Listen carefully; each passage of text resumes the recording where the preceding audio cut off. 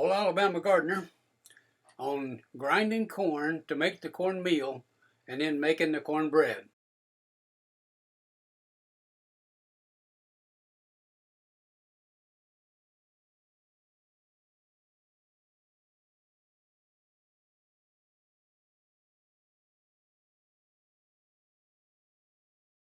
I'm going to start with 2 cups of corn kernels.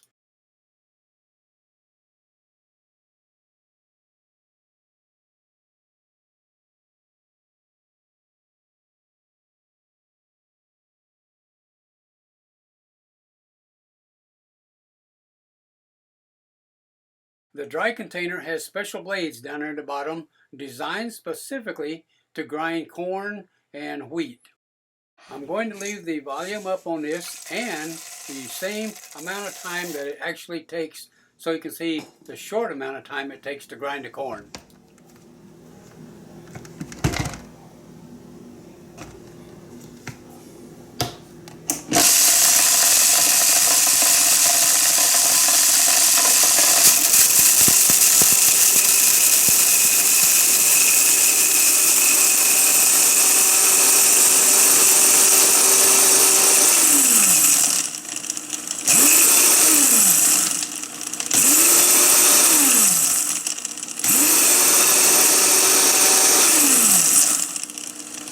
Now you have to sift it through a sieve to get the cornmeal out, and you'll have some larger pieces, and we will regrind those.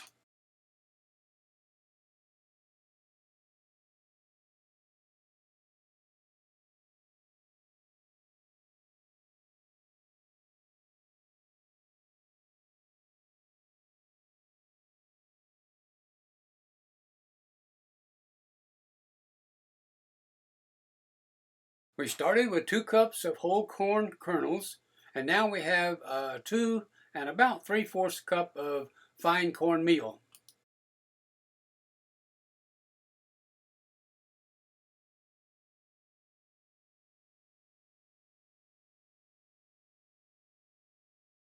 We're going to start with a 1/2 cup of our cornmeal that we ground, and then we'll add a 1/2 cup of all-purpose flour.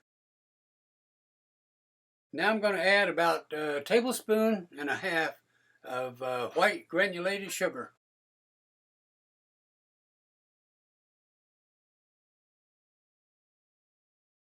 Then to that we're going to add 1/4 of a teaspoon of salt. Now we're going to add a tablespoon of aluminum-free baking powder. Be sure you use aluminum-free because aluminum destroys your brain.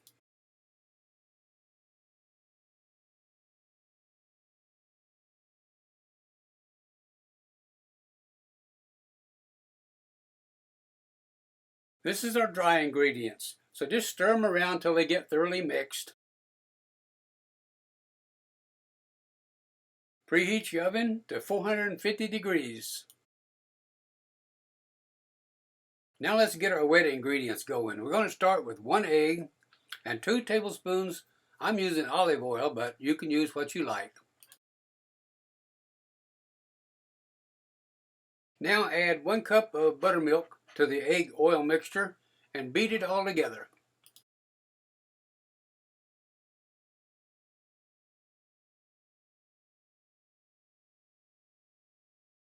Notice the cornmeal beginning to sizzle as I sprinkle it into the pan. Tells you that this pan is hot.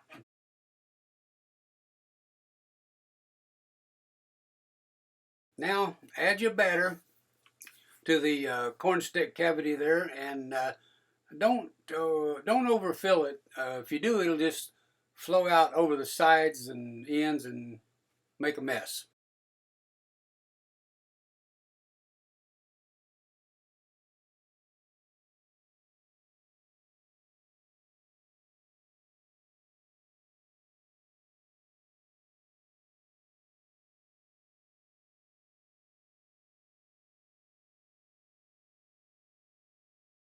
Now we're going into the oven for maybe 15, possibly 20 minutes, or until the cornbread gets as brown as you like it. Now if you don't have a cornbread stick pan, you can always use a muffin pan, and as you see me doing here, to use the remaining batter. I like my cornbread muffins on the thin side. That way I've got a crust on the top and the bottom with not a whole lot of soft material in the middle. So that's why I'm only filling these tins about probably a little bit less than half full. Now let's open the oven and see what we got. Okay, that's brown, and you know they're going to be crusty.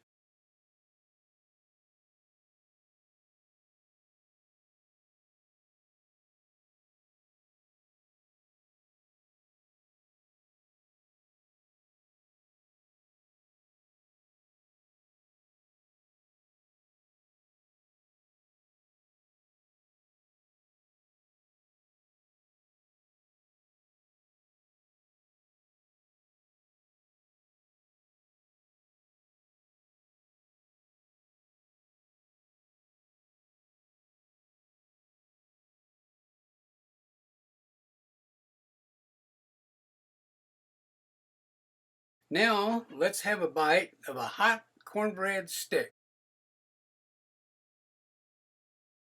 If you think it tastes good, watch the smile that breaks out on my face.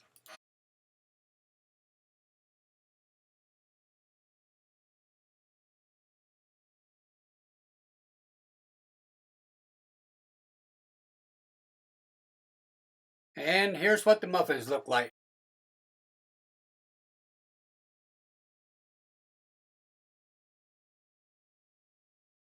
We're going to use an instant pot to cook our kale, and we're going to fill it about full of rough chopped kale.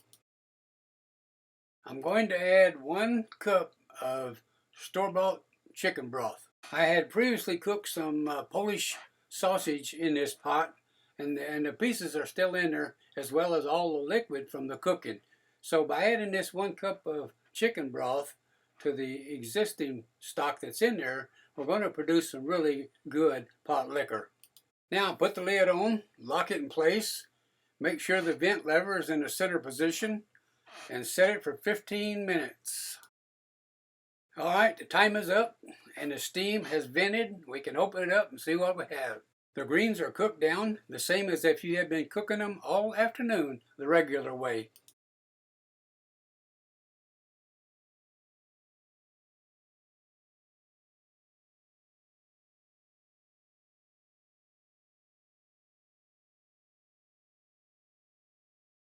This is a tomato that I had picked green back before our first frost hit. And so in the house it's continued to ripen, so I'm going to have it as part of my dinner.